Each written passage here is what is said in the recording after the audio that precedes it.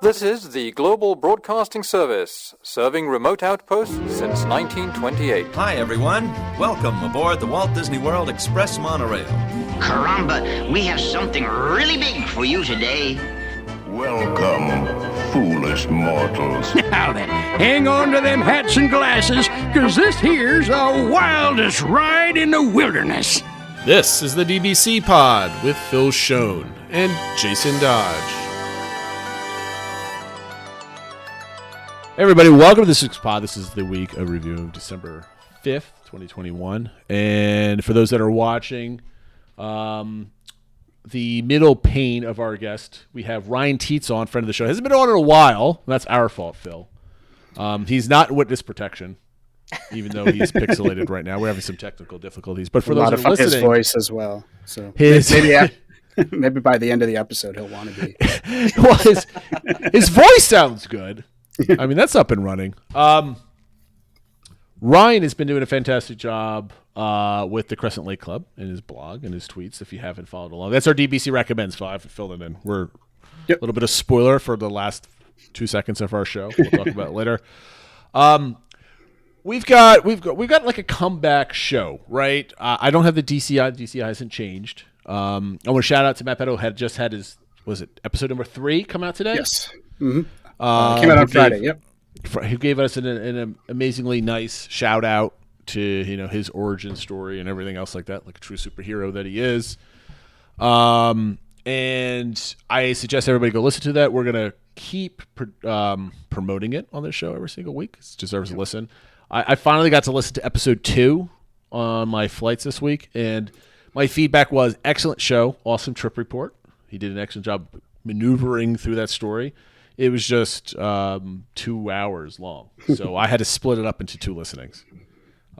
Those that are moaning and groaning right now, I don't think there's many of you that are moaning and groaning, because if you're watching this show or listening to this show, you are used to me going on and on, which I'm doing right now. I truly admit that. The new show this week, where it goes over the DCI, it goes like kind of into the nitty gritty of it, which is awesome. It's only an hour long. I'm going to say only, but it's a perfect duration. I suggest everybody go out there and listen to it. It's awesome.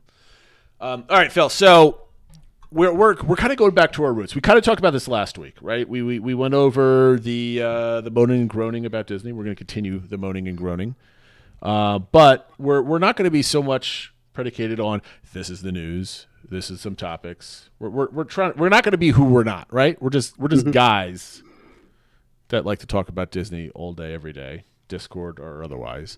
And we're going to hop into it. I know you've got three items that are worthy of conversation, Phil. Yeah, and I think 3 items that tie into our topic of the day quite well, I think it kind of kicked off a lot of the banter yes, on our Discord server, but just generally among Disney social media as well. One item which I should have put in there, but just real quick, today is also the 120th anniversary of Walt Disney's birth. So, I think we should. Right. It is his birthday today. Yeah, today's his birthday. So we should acknowledge that, because without him, there wouldn't be a podcast, and we probably wouldn't know each other. And that's right, that sort of thing. So, shout out to Walt for that. Thank you, Walt. But the first news item is that it's actually a rumor that we've talked about in the past, that they announced at Destination D23 the Festival of Fantasy Parade would be coming back in 2022.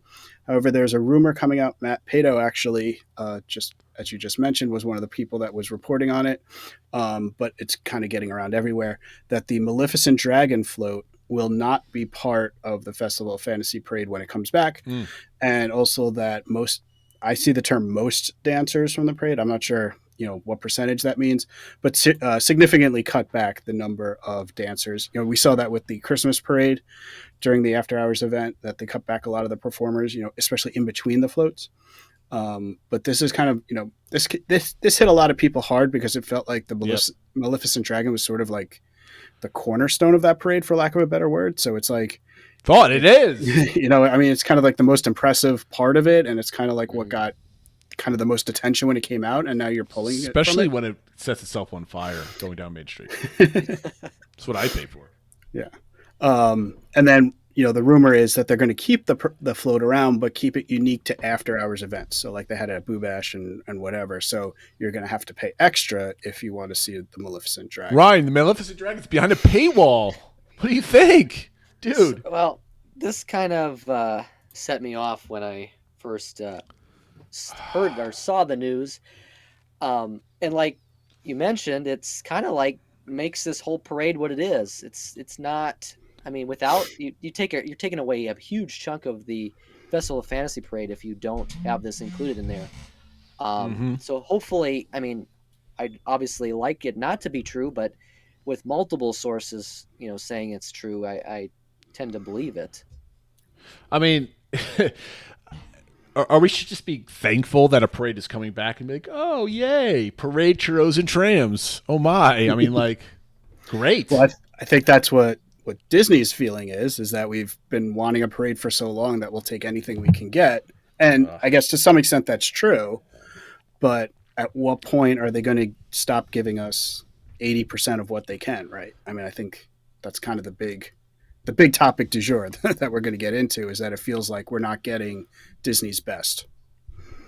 Well, and another thing, part of that rumor is Merida, because she'll be part of the new cavalcade or whatever, she wouldn't also be part of the parade. So her float could be out of Festival of Fantasy. So that's 2 floats, not just one, out of Festival of Fantasy. And I think maybe I'd be more accepting to a degree if it was just Merida's float, because it's not, that to me isn't as it's not marquee, right? Yeah, it's not pulling me into that parade like the Maleficent unit is, because the Maleficent unit has the whole fire breathing element. It's basically what people go to stop to see that parade for. And I guess we'll see. Maybe in the end they will replace it with something. I think I would feel much better if they were replacing it. Say, look, we know this is cool. We like how it looks at night. We want to keep it for night. And when instead we're replacing it with something else, like they said for Fantasmic, they're getting rid of a scene, supposedly Pocahontas. And yes, maybe the new scene is more cost effective and stuff like that, but at least they're giving something new that might be more, current, and at least some people might like it better. At least it's an alternative. Just to cut with nothing to replace it is, again, it feels like we're still getting Disney light. This is just a theme of this show, right? I want to preface this. We're still spending money on Disney, right? We're not hating Disney, right? We're not braided on Twitter saying like, don't spend money on Twitter anymore. That's a whole nother topic that I don't think is worth discussion. No, but I think we were talking about this a lot, and this might be jumping ahead a little bit, but I think it's not that I'm like mad or angry or yelling and saying Disney sucks. I had a blast when I was there. I think it's almost more like I'm disappointed or sad, and because I know they can do better, and they used to pride themselves on being better than everybody else, and now they're kind of lagging behind, or just saying, look, we can do 80% because we know people will still pay for it. So it's more like a family member fails at something, right? Yeah. It's like, one of my kids does not get a good grade on a test, or you find out that your parents did something wrong, or your sibling, whatever, right? It's just like, we're all still family, and I will forgive you eventually, but this is messed up, and you need to fix it. We'll still get together for Christmas. Maybe. If it doesn't cost me $250 just to see it. So, but that being said, Phil, part number 2 of your notes here is this is the one I have to laugh, because the internet is a funny place, right? So the news is that trams are back, right? Yep. In no other world are you going to say trams are back and everybody gets excited. That's how stupid us Disney fans are, right? We're getting excited because something that pulls carts from your car to the TTC is back. That most of us don't use anyway, right? Yeah, well, yes. Like, I would have used it for the first time in my September trip. And by any chance we drive to the parks when I go in February, my dad will use. But they made a marketing video out of it. They are following a guy, like close-up shot. If you haven't seen it, you have to go on Twitter. Is it on the Parks blog? Yeah, Disney Parks Twitter had it. Yeah, I can tweet it just out on too, Twitter, or is it on a blog? No, they didn't make a post, just on Twitter. Okay, just a tweet. But it's like the guy, he's like shining it off. It's like well produced. He brought out like a 4K camera for this thing. This is not like shot from somebody's cell phone, right? And it's produced, it's directed, and it's edited. It's a lovely video. and it makes you smile. It's like the old Disney magic. They're getting ready to come back. But this belonged like 8 months ago, right? When we're coming out of the alpha wave or whatever you want to call it now. I mean, like the parks were opening up. Everybody's looking optimistic. And like, they're just this is when the DCI started just like popping off, right? This is the time to bring back, because you're outside. The guy's just driving a thing from your parked car to the TTC. This is not like customer meet and greets or, character meet and greets or anything else like that. It's like every other park has these. Like people are riding subways and trains already. Why can't Disney hire, I don't know, how many trams are running at any given time at the Magic Kingdom, let's say? Like 3, 4? Yeah, it can't be much more than 3 or 4. Well, they said they actually had a post or a slide at Destination D23 when they were talking about all the forms of transportation. It said they have 30 trams across the property. Okay. So I don't know how many are running at any one time or whatever, but at maximum would be 30. And I think that even includes, maybe if there's any at the water parks or anything. So it's just, it can't be that many at any one time, right? Well, what's 30 employees at this point? I mean, that's just nickel and diming. If I'm paying X amount of hundreds of dollars more for parties, ticket prices are going up, hotel prices are up because there's no discounts, right? Most people are staying at hotels on a discounted rate in some fashion, whether it's discount on hotel or tickets or food or whatever. Most people are staying at discounted rates for something, and you can't hire some people to run the trams back and forth. I mean, if Chick-fil-A can hire extra people to take your order 5 cars deep from the drive-thru, Disney can hire a dude to drive a tram or a lady to drive a tram back and forth all day long. It ain't difficult. I mean, it's 2 shifts. I get it. So 30 trams, 60 people, and the maintenance crews for it. Disney's making some good money. I mean, I think they can afford it. I mean, we're not talking about like this is like a regional Six Flags park that's barely keeping. I mean, and that was part of my point too. Is it's not like no places have trams back. Like Hershey Park has had their trams back. Like these regional parks have not had a problem having trams. But Disney can't. But okay, let's give them. They are bringing them back. No, I don't want to give them credit. You don't get credit. But that's not it. It's Magic Kingdom will have theirs by the end of the year, and the rest will be coming throughout 2022. If so Josh tomorrow is not drive this damn tram for me when I get there, because what is he doing? I mean, all he does is raise the prices, right? So he can get on the tram and drive it for a couple hours. He can get to know some guests. No one's going to boo him yet. We're not there. So maybe this is the big thing Epcot will get for its 40th birthday. Trams are back. Get the trams back. Well, here's the thing. Okay, so we originally started the show to start the topic, bring it back full circle, and a couple minutes in. We want to talk about what the people are talking about, what we are talking about. Like we're having a discussion. So there was a kerfuffle. I don't know why I like using that word, but I'm going to use it anyway on Discord earlier this week, where somebody was happy, and then somebody got upset that people are being cynical and can't be happy about Disney and all this other stuff. There's a sentiment out there, and you could be absolutely happy that the trams are coming back and accept it as things are getting back to because honestly, with all the crap that we've all been going through for the last year and a half, anything, even now, 19 months back into whatever it is at this point, any good news is always good news, especially with current events and at least it's not going whatever the state of the world, the country, etc. Anything that's good news is great news, right? Even if it's a little tiny bit. And Disney did a very good job with putting that video together. And I would have to say 95% of the people actually seeing that tweet has no idea that Phil was shouting out, "What about the trams at D23" to the crowd? Because that was obviously you, Phil. I know it was. Obviously. But my point is, no one's being angry at Disney. I mean, like, people are just like, it's... I have to say, like, they put out the video because they thought they were being... Somebody on the social media team thought they were being too meta with, like, making a big deal about the trams, right?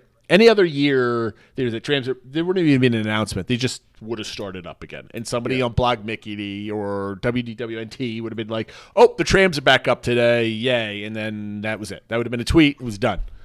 But they had to bring attention to it. Like, I think that's part of the angle that got people upset this week too. At least speaking for myself, was that it feels like Disney is patting themselves on the back for doing the bare minimum. Yes, it kind of goes back to Destination D23 when Josh Tomorrow was shouting out the churros are back. It's like, okay, like, great. I'm going to disagree with. I'm going to disagree with this. And Ryan, tell me if you disagree. So I don't think they're patting themselves on the back. right? I think they're being cute by saying, "Oh, people are calling for trams, so we're going to make a tram video and put it on Twitter because it's going to be funny." And they completely disregard the Uber fan that we all are on what our reactions like. The video is for the Uber fan because no one knows the trams are not running, right, Ryan? Does it just like you're not reading the room with the message? Yeah, I think the general guest that's never been or maybe once every 10 years, they don't care about this because first of all, they're probably not even using the trams. They're probably taking buses from their Disney hotel that they're staying at. So this really is, the Uber fan that's going to notice this. Yeah, I mean, like my point is like they're trying to be meta on the internet. They're trying to be like Wendy's Twitter. That's usually really good at social media, and Disney is not good at social media. Let's be honest. And I'm going to touch up on this later on in some of our topics. So we're going to dive into it. Phil, I want you to knock out the last news item before we get to the meat of things. Yeah, and what I think is a positive. It could be a negative because it's not going far enough.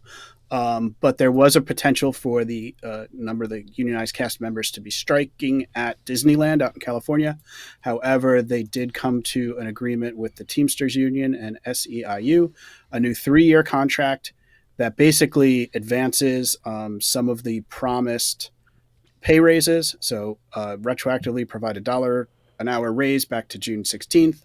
Another $1 will take in effect November 17th, and another $1 next June 2023. There's some bonuses and stuff like that. So I think it's good, that the cast members are not on strike, because I don't know what would have happened at Disneyland if the cast members went on strike. I could tell you right now the what is the top line annual passes over there? The what's the key called? Sorcerer, is that one? Or no, Sorcerer is Walt Disney World. It doesn't make a difference. Whatever the key is, yeah. Whatever the keys are not selling anymore, that they spent all this money they can't get back. They wouldn't have noticed anyway because they can't get into the park. That was my joke. I'm sorry. I went a little bit too far on that one. But at least now the minimum pay is up to, I think, $17.50. It'll be good. So I think that's good. Seems obviously, that's still probably low what it should be. It's still probably tough to live out in California on $17.50 an hour. But especially out in LA. I think it could have. This is something that could have, I think, gotten even uglier, right? If they let them go on strike and they wouldn't give them any extra money and stuff like that. So let's end on a positive note. There's not a strike. They're getting a little bit more money, and hopefully that just continues and they continue to get cast members raises. Because another positive comment: every time I've gone to the Walt Disney World this year, no matter what else negative was going on, the cast members have been great. So they've always been good. Absolutely. So they're still bringing it, and they deserve more than they get. So I'll end it at that. Where can they find us on social media? They can find us on Twitter at PodDBC, Instagram, the DBC Podcast, Facebook, DBC Pod, the YouTube channel, and our Discord server. So before we get on to the two hot topics that we're going to continue with this conversation, I do want to have some light brevity on this, and we're going to talk about our Attractionality this week. And this week it was the Rock and Roller Coaster starring Aerosmith, even though they're 100 years old now. Live life in the fast lane. Inside the Hollywood Music Studio, legendary rock band Aerosmith is wrapping up a recording session. When their manager tells them that they're late for a concert across town, the band invites you to ride along. Hop into the gleaming limousine and speed off into the night as Aerosmith's hard rock harmonies fill the air. Buckle up before zooming through the city on this roller coaster style attraction. You know what? I went on this for the first time back in September. I've never been able to do it with the children, and I was very happy to do so. Has everybody? I know, Phil, you've been on it. Ryan, I'm assuming you've been on this. Yep. So we're going to go through. Everybody knows the rules of Attractionality. I'm going to put this up on the screen right now. Question number 1, how much, Ryan, do you like the concept of this attraction, which is a launch roller coaster and the dark theme to Aerosmith music? Were you born the last time Aerosmith had a hit record? Album? Excuse me. I couldn't tell you when their last hit was, but I do know Aerosmith. No. I do enjoy Aerosmith music. I believe I gave this a 5 on when I did this on the Discord. I do enjoy this attraction concept. I think that it works out well, or at least in theory worked out well. So you like, Phil, do you like the concept? To me is like it's Aerosmith, right? That's the whole concept. Do you like the concept of like a rock band-esque roller coaster? Yeah, so I also gave this a 5. I will say, in Guys my are mind, crazy. I was thinking a little bit more broadly and just saying more of a rock music themed roller coaster, whether it's Aerosmith or somebody else. But kind of the idea of an indoor coaster, with music playing and kind of, the neon signs and stuff like that. I really like that concept for a ride. I don't like I give this a 2. I do not like this concept for Disney Hollywood Studios in the current Disney Hollywood Studios. Okay, well that's question 4. I gave a much lower Right. score to Well, question 4. how do you like this concept? I like the roller coaster. I like the roller coaster in the dark. I like the speed. I like all the design elements about it. I do not like the concept of it being a rock band type of thing. Okay. Rock and roll is fine. Put it in another type of ride. But like the pre-show and everything else does not get you amped to be on this ride. It's just kind of lame to me. That's why I don't like the concept. The thing I would mention is I think in the original version of Hollywood Studios, or when this opened in the 90s, that this fit better than it does now, which I think we'll get into a little bit. But Yep. I think at the time the concept was a lot better than it is maybe now. All right. So Ryan, question number 2? First of all, define for me, who do you think the target audience is for this ride? Well, I think at this point it's an older target audience, given that Aerosmith would trend that way now. I don't think my generation or younger is really. Well, let me pause then. So, do you think Disney's marketing is this person who just likes roller coasters right now, or are they catering it to people who like Aerosmith? Do you think? I think now they're more so targeting it towards last 5 years, like roller coasters. Yeah, sure. I agree. So, what did you give this ride? It delivers. I gave a 3 on this one because I don't think it delivers currently how it once did.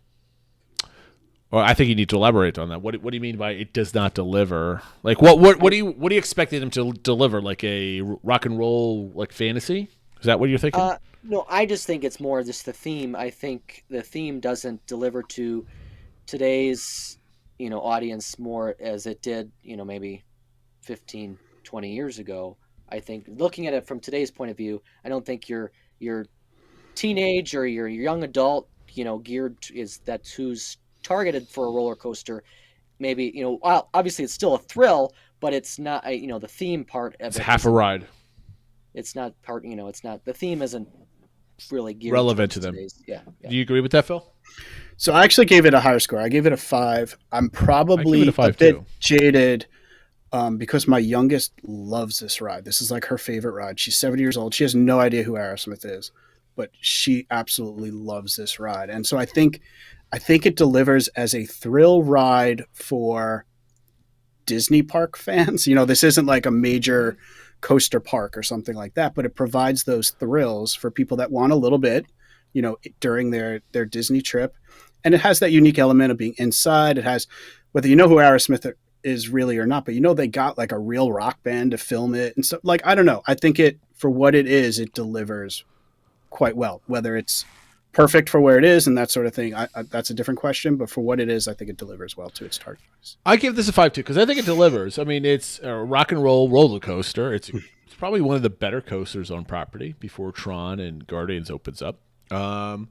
And I could probably be convinced either way, whether Expedition or this one is the best coaster, just from a feel and experience type of thing. So, question number 3 is: how much do you personally enjoy the Rock and Roller Coaster starring Aerosmith? Ryan, just quickly, 1 through 5. I gave it this a 5. Yeah, same here. Phil? So I actually only gave this a 3. Ooh. Just because I think it's a good coaster. I don't think it's the best coaster ever, for this type of coaster. I am getting older, so I can't do it as many times in a row as I used to be able to. And I think part of it is I just think it needs to be rethemed. So I think it kind of falls into those, it's good, but I think it could be better. So okay, so let me break this out, because I gave this a 5 because I kind of vote on to me, when I score this on mechanics. Like, I have a fun time going through the ride, right? It's thrilling, it's fun. I basically ignore everything I see in the pre-show once I get on the ride vehicle and it just goes off. It's fun.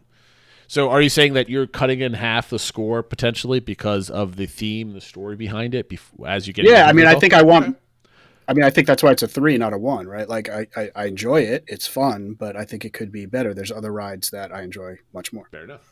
How well do you think, Phil, we'll go right back to you. How well do you think Rock and Roller Coaster fits into Sunset Boulevard So and Hollywood I must Studios? admit, I didn't really know the full story and how they tie it in there, and it fits into the age. Like Ryan was talking about when the park was first opened.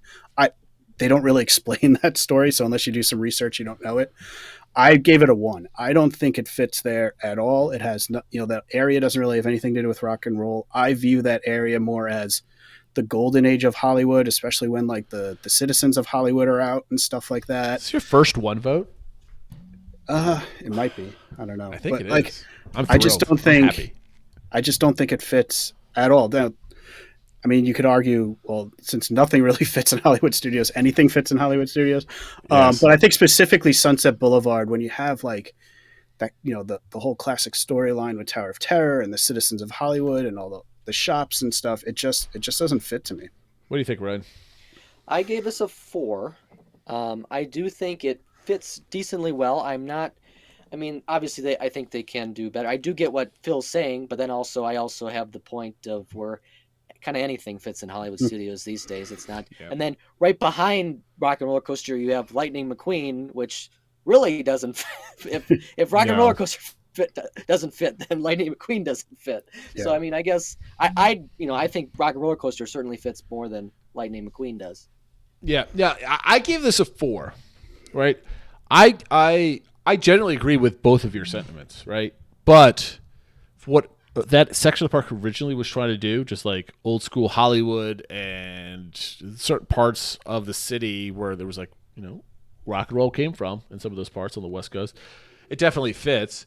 Does it really belong there in the park altogether? Probably not. It's a movie park right now, right? It's not any of this other stuff. So, for what they were trying to do, I'm kind of all over this. I mean, like if you ask me in a different kind of context of this question, does it fit where it's going? Because fair enough. Questions 1 and 2, I took away points for what it was doing in the future of this ride, so I'm a little bit all over the place. So I gave it a 4 originally for my original interpretation of it, but you could probably convince me to give this a 1 too, because it doesn't fit the direction of where Hollywood Studios is going. So I kind of agree with that. All right, so I want to move up. So, the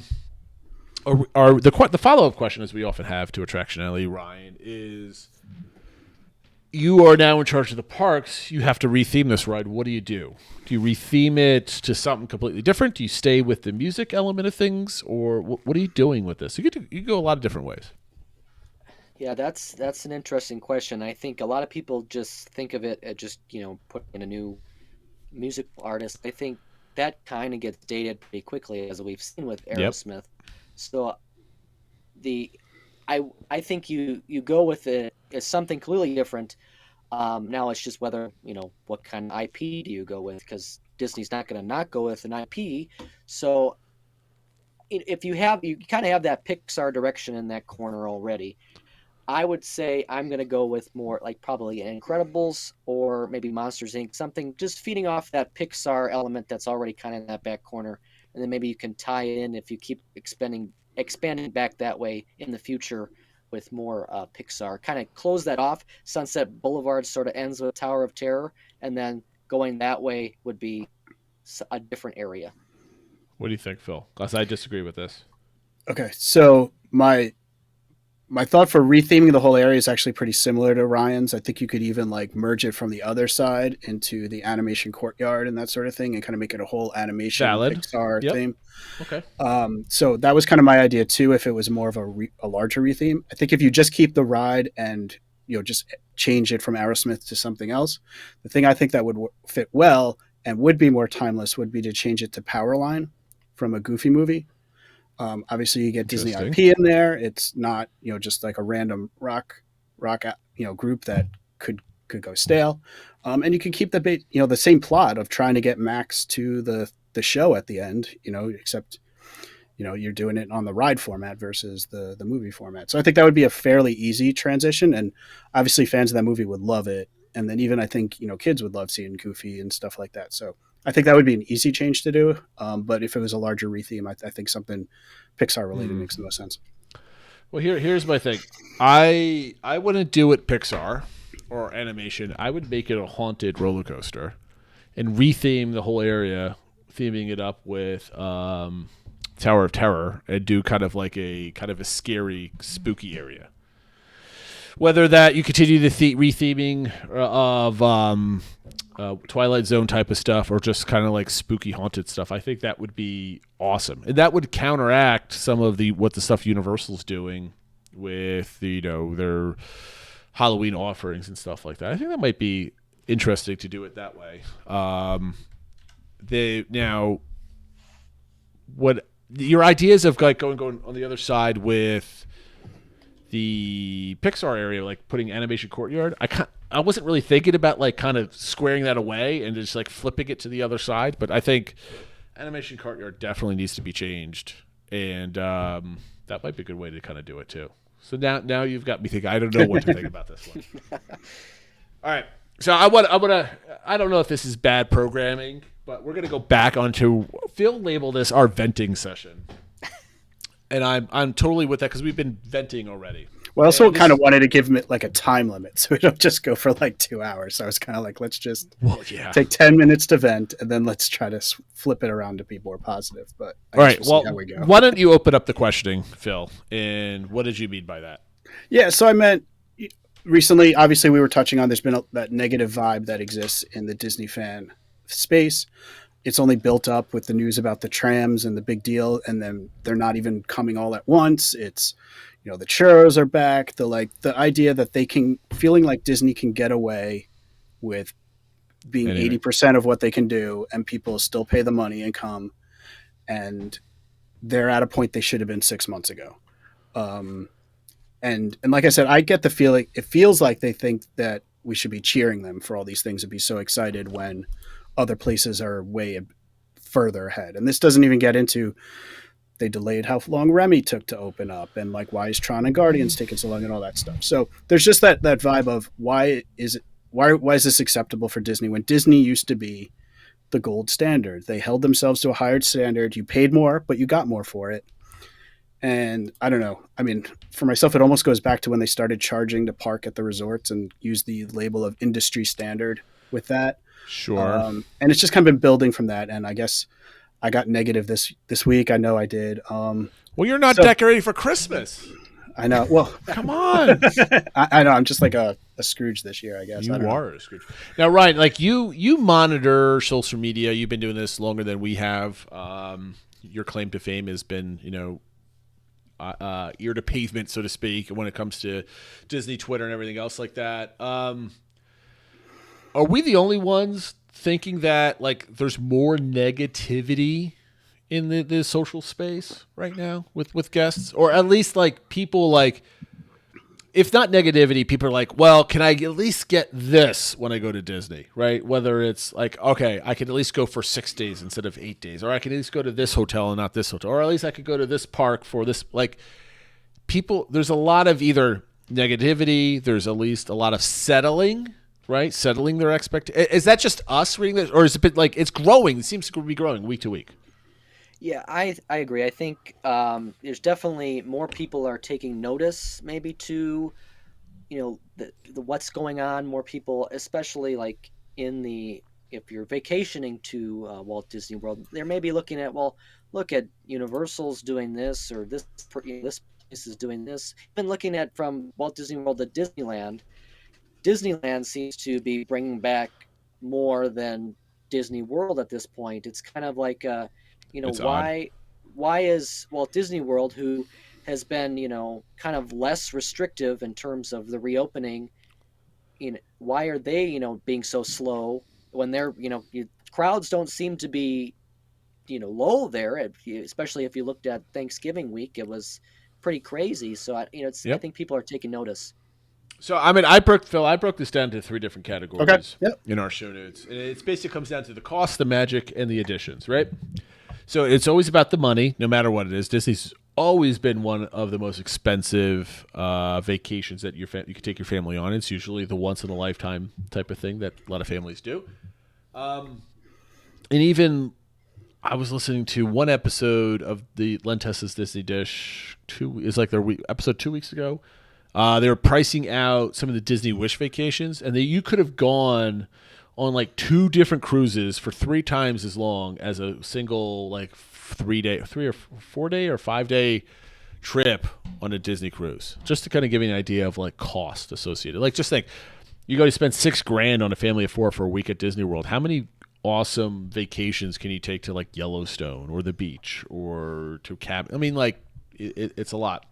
So cost is always the magic. That's the reason why we go, right? It's the magic. So like, what's going on with the magic? And then we want to talk about like how is Disney evolving? Because you're not going to keep getting people coming back if you keep things the same. So the first person we're going to hang back with the cost. Ryan, you are typically a solo traveler. You go down. You're a young man without children, and I wish sometimes I was in your shoes. I wish I was a Disney fan when I was your age, because I definitely would have taken a lot of solo trips and taken advantage of my quote-unquote freedom. I love my children and my wife. Don't get me wrong. Phil, don't. Hopefully my wife's not listening to this when I say we might this have thing. to edit this episode a little. Huh? But you just got back from D23 by yourself. You know what it feels like. You guys were hanging out, drinking around the world. We just talked about it for 2 weeks in a row. So I get it. So my question to you, or like Phil and I talk about the number crunching that we have to do for a full family vacation down there. I'm about to hit my 60-day ADR window in 2 weeks. Phil, you just got back from your 50th, and you're talking about going back down in a couple months again. Yep. Ryan, what are you feeling on cost as a solo traveler that goes down for weekends a lot more often than Phil and I do? How's the cost hitting you? Yeah. Well, I think this year I've gone more than I ever have before. I've been 5 times in 2021, which is more than I've ever gone in a year before. Obviously, I have an annual pass, so that kind of spreads out the cost through the whole year. I'm not buying individual tickets, which helps. But I've also I'm not staying, but I'm not buying my own hotel room every time I go either. Like when I go for usually marathon weekend, I'm usually splitting hotel costs with a friend or multiple friends to kind of so then I don't get the brunt of that full price for a Disney hotel room. I've also stayed with friends at their house in Florida, that kind of thing. So that helps. So in the context of the penny pinching that Phil and I hear, you're not feeling it, right? Because you got the annual pass, which is, granted, it's not that much more expensive than it was in 2019. I think it might be like $20 more expensive or something like that. The food itself, you're not really eating too much on property. Even so, it's always been Disney prices. So because you're splitting the cost or you're staying off property, you're really not feeling the lack of discounts or anything else like that. Yeah. Phil, in your point of view, you could speak for me on this one because I think we speak together. When it comes to like the venting and the cost and having to start writing those checks, we don't write checks anymore, but paying those credit card bills right online by bringing a family of 5. I'm bringing my 5 and then my parents and then my sister's coming and all this other stuff. Those non-discounts really kind of hurt sometimes. Like how are you feeling that? Yeah, the cost is definitely getting it up there. And it's making us make more decisions. Like, we stayed on property for the 50th, but when we go down in February, we're not staying on property. We're not even sure if we're going to get park tickets. We might do other stuff. All the extras are more, the parties are more. Now there's Genie and Lightning Lane to worry about. That's extra cost. God. But meanwhile, we have like the DCI index, which is at 75% of the pre-pandemic levels. So, okay, now the costs are more, but we're at a 3/4 of what the experience used to be. Now, that doesn't mean it's a terrible experience. It doesn't mean I'm, like we're still going, right? But it does make it that much harder to commit to, like, am I going to get park tickets or not? Am I going to stay on property or not? Am I going to do, you got to cut somewhere else. And it just makes it harder to like know you're going to get that bill later, right? When you're feeling like you're not getting the full experience. So it makes it harder, yeah. Yeah, I mean, like here I kind of broke it down in the next line in our notes. You got your 20 somethings that are going down, and that's you, Ryan. Like you go down. If you don't go on certain rides, your life's not over, right? You can you get the music and the surroundings and the atmosphere. You can still have a couple drinks around the world and go on a couple rides and kind of live. Your vacation's not really impacted because you're really not spending that much more money, right? Yep. You've got your own memories. You're not trying to create memories from anybody else. You're not responsible for anybody else, that type of thing. And then you've got the 30, 40 somethings. If you don't have children at that point, I think you've got a lot of money to burn. If you're typically, I think if you're going to Walt Disney World without kids and you're in your 30s or 40s, you're probably doing pretty well for yourself at this point. You know, you probably have careers. You've got excess money to spend on yourselves for the experience. I would imagine, Phil. Do I sound crazy on this? I think it's like there's different types of people everywhere, but certainly disposable I would think income, probably. You should have I theoretically would have more disposable income if you're not disposing of it on your children. So yeah, well, I mean, like I feel like the people that are quote unquote on the lower end of the spectrum with money, that they're, I don't want to say mortgaging their futures, but are saving to go to Disney World. More likely than not, you're going to be parents, right? That you're going down. You want to provide that experience for your children. So you'll sacrifice and save and do that type of thing. If you're 35 years old and you're married or you're going down with a friend or whatever your personal circumstance might be, if you're without kids and you're going down to Disney World, you probably more likely don't have disposable income to afford that trip. And obviously it's a lot cheaper too because you're not paying for all those extra people. But I think the true cost comes down to the people with families. I think that's the only people that are impacted by all the nickel and diming, which leads me to like, does the expensive kill the magic, right? Because that's going to go into our next topic is, is the magic lost, right? What's lost? Like at what point, because Ryan, you go down there to forget the real world, right? You get down there for a vacation to kind of leave things be. And Phil, you and I, with high stress careers that we've got, we go down to forget about work for a while. Not to say you don't have a high stress job, Ryan, but you're a young man. You don't have the years of built up stress that we do. You go down to forget. Everybody goes down to forget, right? You want to live a fantasy at that point. And at what point, like even 2 years ago when it was super expensive, we went down for 10 days. Like I was still able to forget. I'm like, I paid my money. I think it's worth it. I'm having a good time. When I'm going in February, I'm going to be constantly thinking about like, this is like $10 more expensive. This soda is like $3 more expensive. I can't get Magical Express. I had to take a damn taxi, or I had to drive my car down here, or like it's all those fringe things. I mean, tapping my foot because there's only one tram driver that day, not three. Like I can't get because I drove today. Am I out of my mind, Phil? Or no? I think that's a good way of putting it because I don't think it kills the magic. Like I said, I've had a blast the two last times I went. The cast members are great. The attractions are still great. As much as the holiday party it was wonderful hearing Christmas music on Main Street and stuff like that. So I don't think it kills the magic. It puts more pressure on the magic to deliver because you feel like you're paying more for it. And like you said, you're noticing every little thing, and then it's going to be like, well, maybe we'll only get, Dole Whips once, not twice, because we got to save money for Genie or whatever it is. You're kind of like thinking about the money aspect, I think, more than in the past. So it doesn't kill the magic. You just think about more what the return for what you're spending is, I think. Ryan, if from your point of view of somebody who goes down and stays off property, you've got it figured out, right? You've got your system. You don't have to necessarily stay on property, get your fill, I guess, or have a successful trip or whatever metric. Does the money ever creep into your mind as you're going through the parks or is it still the same?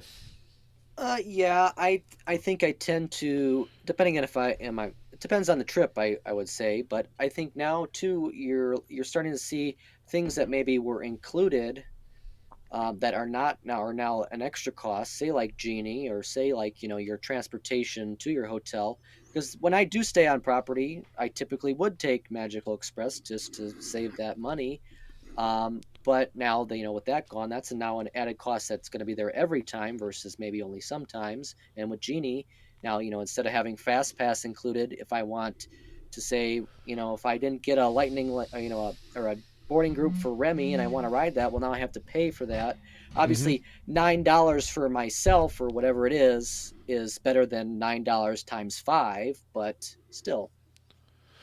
I mean, like, I don't know how to, I don't know how to say, 'cause I've only been once since the pandemic started, right? I've had 2 canceled trips, and I've had a whirlwind weekend trip. And my whirlwind weekend trip, I had 0 expectations for my trip because it was drive down, have 2 days at the park, come back, right? All we wanted to do was go to the parks, ride some rides, experience the parks, and that was it. It wasn't it was a vacation, but it wasn't a vacation, right? It was like I knew I have work on Monday, so we got to get this going. And I didn't feel the impact of the call. I mean, other than my credit card with $100, $200, $500 a day going into the parks, which is, I mean, it was the same 2 years ago, so that's not a big deal. But like I'm interested in my vacation that's coming up. This is the planned vacation for March of 2020, delayed again to 2022, 2 years from its origin. And I'm worried that when I'm going all in on the Disney vacation, it's the hotels, it's the transportation, it's like Disney, it's the magic. And the question is, do they need more cast members? Because I don't remember there being a lack of cast members when I was there. Do they need more entertainment? Is something missing? Because I know when I was there, I wasn't able to bring my youngest daughter to see the princesses. That was a rite of passage for our family. Mm-hmm. That's definitely missing. I didn't get to see cavalcade. I saw one cavalcade the whole time. It was the Magic Kingdom, and it was a good one, but they need more of them. I mean, to me, I'm afraid that the magic is not going to be there, or the magic that I'm paying my money for is not going to be there. There's going to be obviously magic, right? Disney's not dead by any means. It's far from it. But there's a huge difference between 100% magic that I got in 2019 and maybe 85. What is the DC? 75% magic, or whatever the number you want to put it at, right? What's that cost? Is that going to make me so angry that I'm going to lead to what's next with the Disney additions to the park? Am I just going to go to Universal for half the time next time? Am I going to be a Phil and stay 2 days at Universal? Or am I going to get pumped for Epic Universe? I don't know. What do you think about, like, A, is the magic lost, and B, what does Disney, are they trying hard enough to capture our money in the next 18 months? So I think those are 2 very different questions. I don't think the magic is lost. I think it's still a special place. You know, when you see that castle, or, you know, last time I went and I got to do that Epcot day, I just sat down in the entrance plaza and watched the lights. I mean, you can't do that anywhere else, or it just doesn't have that same feeling. So the magic is definitely still there. But they are missing things. I mean, I don't think they have enough cast members because, like, not 100% dining isn't open. You know, they're not open the same amount of hours. They don't have the same amount of bus drivers or tram drivers, or, you know, obviously we don't have the international program back and stuff. So, there's definitely things missing. I think the meet and greets is a huge thing. I know they brought back the sightings, but it's just not the same, as you say, as like when your kids meet, you know, the princesses and Mickey and stuff like that. So there definitely is still stuff missing. And when there's stuff missing and they add in extra costs like Genie and stuff, and it works out for some people, but for other people, it feels like it's worse than FastPass, and now they're paying for it.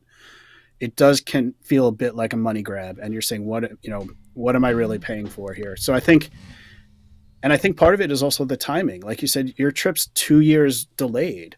Yep. Like I'm not trying to minimize the pandemic. It's a lot, but a lot of other theme parks seem closer to 100% back than Disney does at this point. And that makes it feel like they're not doing everything they could, but they're charging everything they can. So it gets a little depressing, I guess. From Ryan, that let me ask you this. Is Disney trying hard enough, or do you think they should be trying harder to earn our dollars? I think they're trying as much as need, because they're just seeing they don't need to try harder for the dollars right now. I think they could try harder, but like I said, they don't need to, so they're not going to. Well, let me ask you this: is that better? They don't need to now for the short term, but is that going to impact their medium to long term? Is that going to impact their late 2022, early 23 numbers? I think so. I think you still have that bounce back where people are still, you know, like you're taking those postponed vacations and having them. I'm seeing that myself with travel clients and stuff. But I think you it it's good for it looks good for them for the short term, but I think in the long term when they say, well, we don't need to bring all these things back, or we can do more limited things, so it's okay. But then down the line when they're still doing those limited things, is that going to be enough? Well, here's the first question I have, and there's an amazing Star Wars channel on YouTube that gets. We would never be able to enough views on our podcast YouTube channel for 5 years that he gets on a single episode. It's Star Wars Explained. I mean, this is a gentleman that's been doing this for years. He's got I don't know how many million followers and how many hundreds of thousands of views per video. So this is a massive influencer, right? And if you don't know him, that could be a DBC recommends for one of our Star Wars shows down the line. That being said, he put out a video where he watched the trailer Disney released on the Star Wars Galactic Cruiser, right? The whole experience. And his big takeaway was it looked like a Star Wars knockoff. It was like somebody that was trying to look like Star Wars and not be Star Wars. And not to knock that experience, because I definitely don't think it's worth $5,000, $6,000 for the whole trip type of thing. But that leads me to you've got the Star Wars experience, which is getting panned by real Star Wars fans, which is what screwed up Star Wars Galaxy's Edge, because they were expecting Star Wars fans throughout the world to flock to it, and that didn't happen. Granted, the pandemic happened shortly afterwards, and the rides weren't open. But you've got the delay on Tron, you've got the delay on Guardians in Epcot. You've got all these people that are questioning the direction of Disney Imagineering.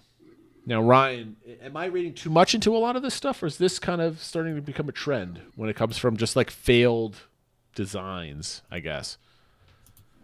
Well, I don't know if it's failed designs. I think it's leader. Yes, okay. It's the leadership that's there. It's how they want things to be right now.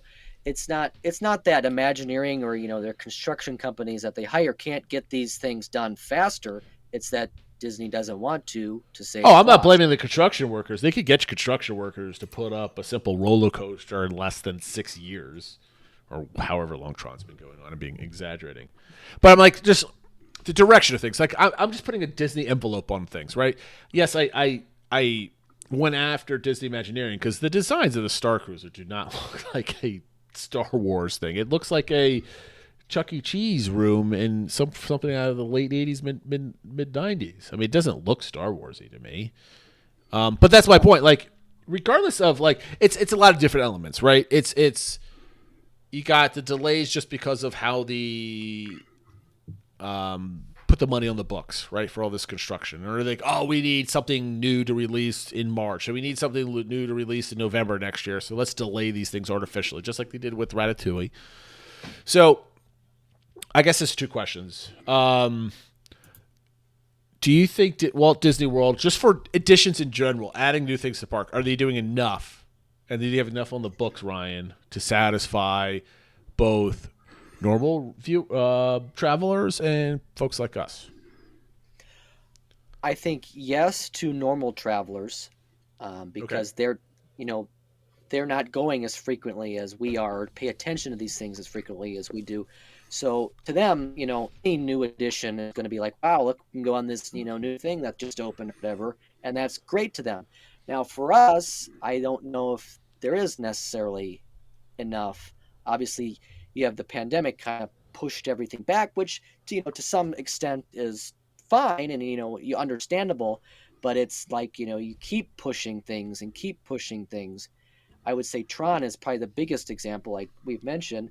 I mean, Guardians, we finally kind of have an opening season, but Tron, it's like, is this thing ever going to open? Yeah.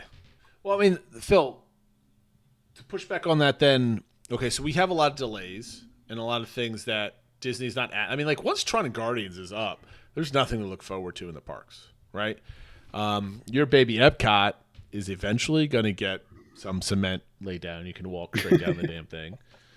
But my question is, has Walt Disney's Imagineering lost their touch when it comes to design? I certainly think that's a concern, and that is something else that people were talking about this week. As we know that they were moving, Imagineering in some other areas to Lake Nona in Florida, and a lot of people were leaving. We talked in the past about Kevin Lively not making the move, and other people. Well, it also came out now that their head of Imagineering, Bob Weiss, is going to step down. Partly because he didn't want to move. He's taking a new job as a consultant that will let him stay out or not a consultant, but his new position for the projects that he's going to work on lets him stay out in California. And then it being replaced by Barbara Buza, who I don't know much about her, but she's been with the company for less than 2 years and is now heading up Imagineering. Now, maybe that's good because it gets some outside. You know what? Change is a good thing, man. Change could be good. Maybe she's really good at managing and will let all the creative people be creative. I don't know. But it certainly is a potential, potentially could be a sign of cause of concern when you're losing a lot of this corporate knowledge. But here, let me put it this way. What has Imagineering done in the parks that has wowed you? The only thing that's wowed me is Mickey and Minnie's Runaway Railway. I still hate saying that name. I blame them. I still think Rise of the Resistance wows me when I do it. Right, but still, it's broken down half the time. I'm playing devil's advocate, by the way. It is an amazing ride.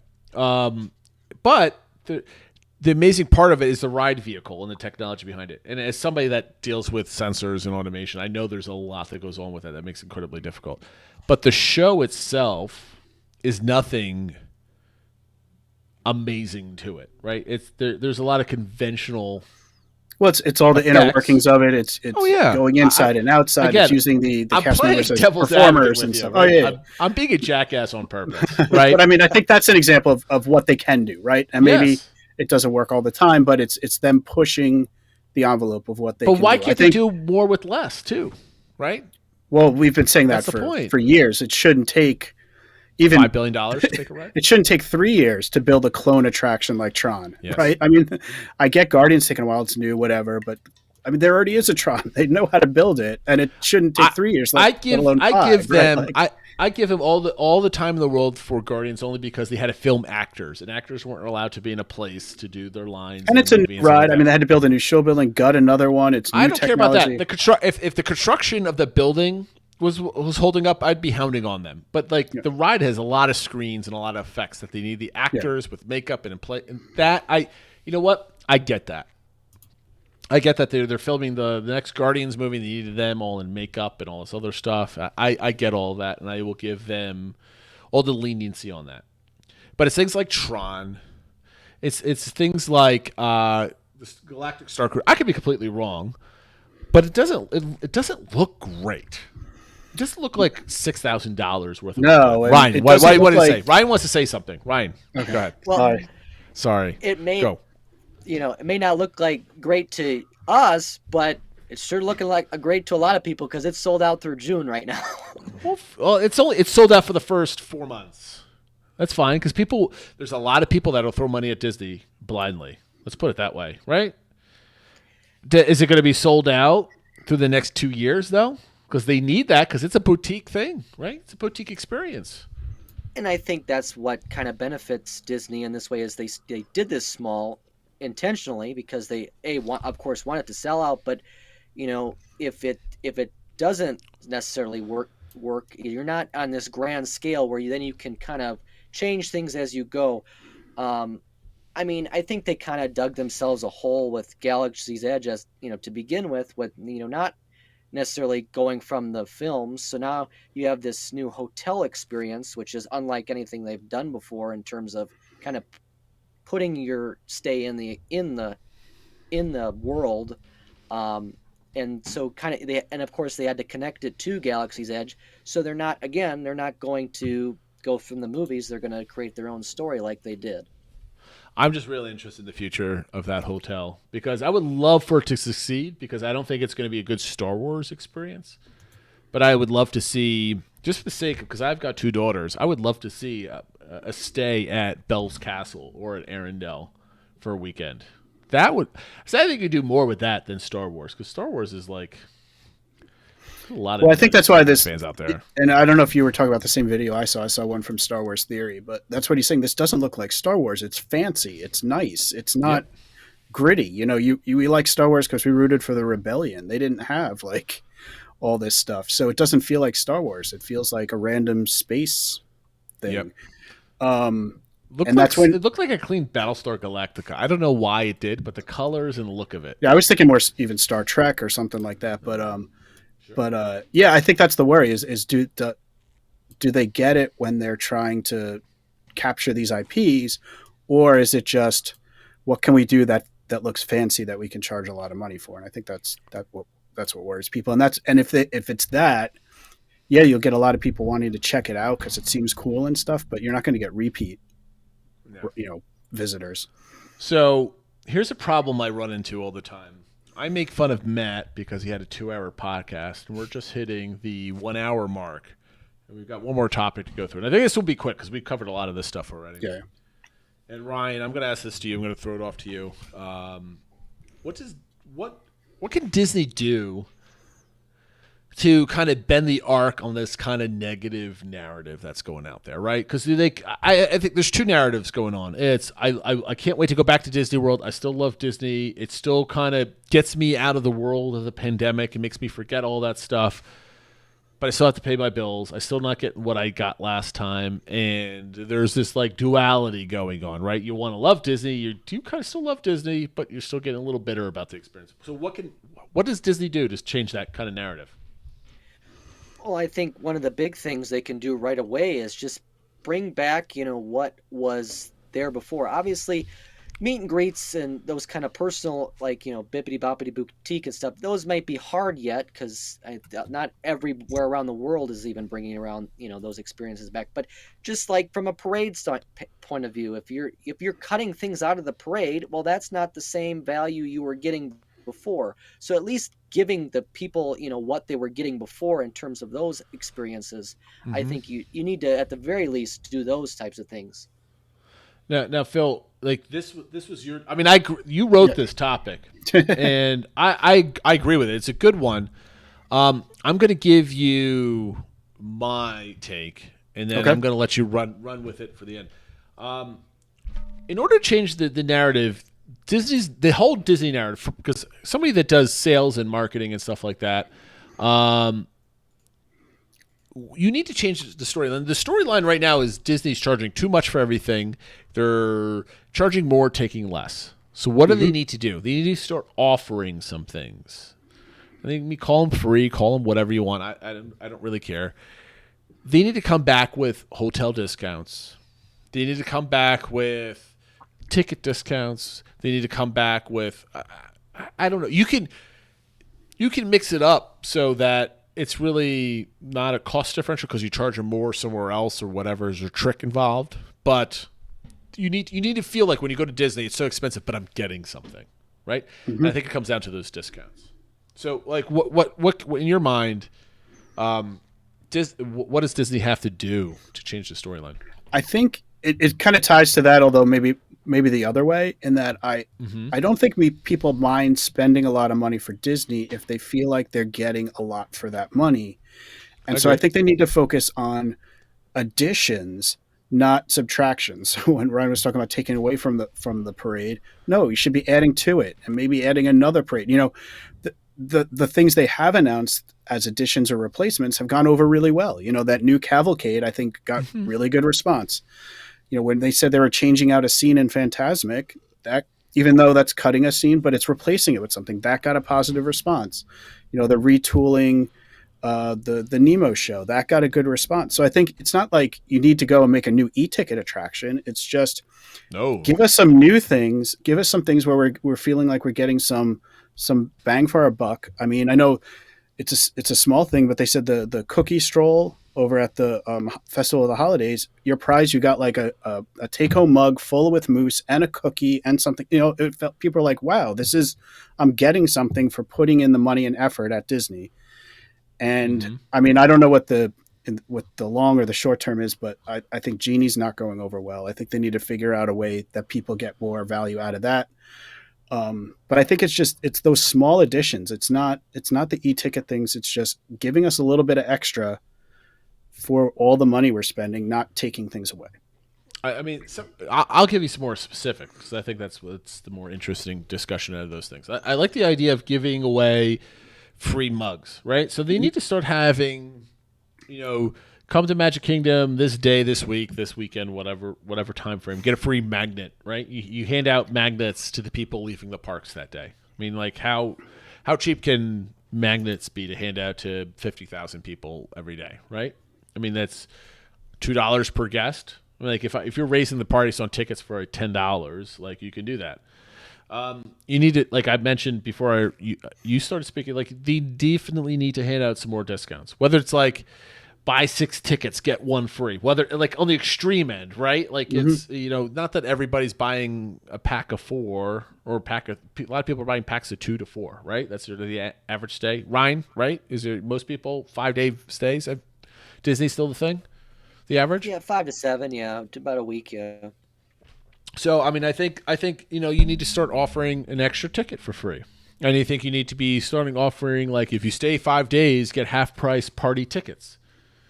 And not that they're having any trouble selling those out, so maybe they probably won't do that. But like, I don't know, like the half-hour early entry type of stuff doesn't really jive. I mean, and people that even Disney veterans. People that go to Disney like maybe 4 times in their lifetime still know about like when's the best time to go because we're going to get a discount, right? Even if they went on full price the first time, they're going to find out that, you know what, the second time I'm going, there was a discount. Like that was like 2 months later that I could have gone and saved $30 a night or something else like that. They need to start reintroducing a lot of that stuff. And what I think one small thing they could do, and we talked about this for the 50th, was what are they doing for the 50th that's like super special? And we kept going back to when they were doing the Year of a Million Dreams. I mean, that they gave out small things, but they were kind of surprises, and it was something extra. I mean, we went there, it was, 15 years ago. I still have, over my shoulder, the ears I got as a gift. And when I was riding Star Tours, I totally remember when we got it. I mean, how many decades ago? It wasn't even 15 years ago. I was a kid. I'm old now.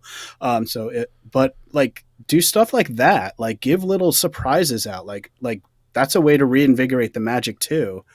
And it wouldn't really cost them that much money. I mean, that's something they could do they could do that tomorrow. Start that tomorrow. Right? I mean, if I was in charge of the parks and I mean, being in market, I know how cheap like pens and like keychains and all those little random things that you throw away because somebody throws them in your car, like puts them on your windshield, like even like just paper things, that type of stuff. Why isn't like you have 18 months for the 50th celebration? I don't know how many, whatever amount of days it is, 555 days, whatever the number is. Why don't you create 555 unique items and make 1 million of them? And just hand them out every single day. So every single day there was a unique thing. I'm pretty sure the might of the Disney company could have done something like that. Even if it's like a different color keychain for the month of November. Well, right? I mean, when I was there in November, I went to the Magic Kingdom on Mickey's birthday, and they didn't even have Mickey Mouse buttons, which they've done for years in the past. But they did have them at Disney Springs. So if you did want a button, you had to go all the way to Disney Springs. But they didn't have you could actually meet Mickey Mouse at the Magic Kingdom. Excuse me, Ryan. I know you can't read our show notes, but Phil said explicitly that we need to keep this segment positive. but I mean, that's something that they could. Yes, like celebrate Mickey Magic Kingdom. Like all November. It's Mickey's birthday month. Everybody gets a birthday kit with something. Like I don't know. It's just a small thing, but even just like the ability, who's running this company, to give out some more bonuses. Let people give out free Dole Whips. Like not to everybody, but like you see somebody make a special moment. Those kind of pixie dust moments. Like just ramp them up a bunch. It won't cost you that much. I don't know. I don't. You know what? We don't need to ramp up the pixie dust moments because I think they need to be rare and sparingly because they can't be like you can't have guests coming into. I expect a pixie dust moment because they happen so often, right? You don't have to do that. But like you could go into any of the shops and get like their typical I'm celebrating my or happy birthday pin, right? they can make a bunch of them with different stuff on them, right? I mean, like Disney buys a ton of them. They're pennies on the dollar to buy these things. I've bought them by the thousands for different events in my career, and I had nowhere close to the buying power of Walt Disney World. I mean, it doesn't take much to make somebody happy leaving Disney World. You can hand him a 5-cent pin that says "I was here" with the date imprinted on it and like whatever, right? The week or the month. Like, all right, we're getting away. I think, and also this is more of a long-term thing. I think Disney really needs to ramp up their D23 event next year about the future of the parks. It can't be some BS stuff and like, oh, churros, yay, and like trams the week after. I really think that they need to be planning. I mean, they've got a year now, or a little less than a year, like to discuss the future of the parks. Yeah. I mean, what's coming after Guardians? What's coming after you put some cement down in Epcot? Yeah, you can't mention Tron. You can't mention Guardians. You can't. You have to be like. You have to completely say what's the revamped vision of Epcot and what's coming.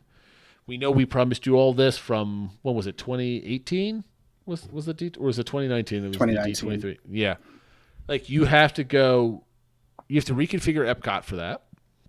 And they say, in 5 years we are doing this to Animal Kingdom. It can't be like what we're putting in, whatchamacallit, in Dino Land. Oh, for Primeval World. Primeval World, yes. Like, we can't be like, we're announcing a new ride. It's this small thing that goes over Primeval World. Ryan, what do you want to see in place of Primeval World? Since this is, like, we see above your head Animal Kingdom. And from previous shows, it's your baby. What do you want there? It's not a big footprint, so you can't do, I guess, a whole lot unless you do take out basically the whole Dino Land area. Which we can do. We're good with that. What I would, and I'm not opposed to it either, as long as it's not, say, Zootopia or something. Zootopia DMV ride, yes! Excellent. Good idea, Ryan. I think overall you could take out that whole area and do something substantial. Do you want? Can we add something to Dino Land that stays within theme that would make you happy, or we just whitewashing that whole thing? I think you can do something within a SOAR umbrella. I don't think that's very hard. So, in your opinion, Ryan, do we announce that in the next 6 months, or do we wait for the big event to announce something that's going there? Well, let me rephrase it. Is when they announce what they're going to put there, is that another tram moment, or is that something that we're excited to hear? Well, I think it depends on what they're doing. If they were to do a whole land, kind of revamp, well, that's they're not doing that. Save for, that would be something you save for D23. But now, if you're just doing a small addition, that's something you just maybe post on the Parks blog or something. Okay. All right, Phil, we are completely out of time. Completely, we're at way over an hour. Ryan, thanks for coming on. We wanted you on a couple weeks ago, but our schedules conflicted. I think, Phil, we started off by having guests every single week or every other week. I think we have to get back to that. So, Ryan, we expect you back on soon. But our DVC recommends for this week is the Crescent Lake Club and all their content. So what is the Crescent Lake Club, Ryan, and what would you like to promote based on that? Well, Crescent Lake Club is a few things. First off, I would say we're a travel agency. Our goal is to sell travel and get, help you and the guest and the consumer get to where they want to be. And obviously tend to focus more towards the theme park travel, Disney, Universal, and cruising is a big part of us too. But outside of that, we do have a YouTube and all the social channels, Crescent Lake Club on all of those things. Give us the main website, Ryan. CrescentLakeClub.com is our main website. And then with our YouTube content, we do a few different things there, whether it's we've had shows, we do room reviews, all sorts of different things like that. And if you follow Ryan on Twitter or if you hop on the community content section on Discord, Ryan puts out some awesome blog posts going over lots of similar topics that we talk about on this show. So you can, if you're missing Ryan from this show, you can always go to that ChrisandLakeClub.com and find his take on a lot of different things. Or hop on Discord and yell at him when you disagree, because that would be very entertaining. Yeah. Make sure you do it publicly, not privately, please, for the entertainment of everybody else. With that being said, Phil, I think we could wrap up the show. What do you think? I think so. Sounds good. Yes, it's time. It's been a long weekend. Have you successfully vented?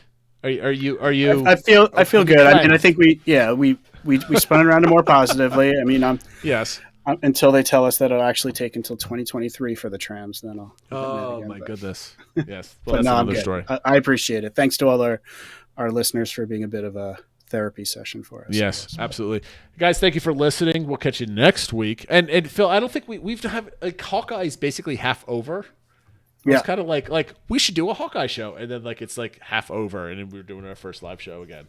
So maybe we'll do, once it's over, we'll do a maybe show. just do one special episode for the whole thing. That sounds good. I don't think it's worth it to do individual episodes on this show. But that's hot take. Hot take for someone else. Thank you guys for listening, and we'll catch you next week. Take care, everybody. Take care, everyone. Thanks.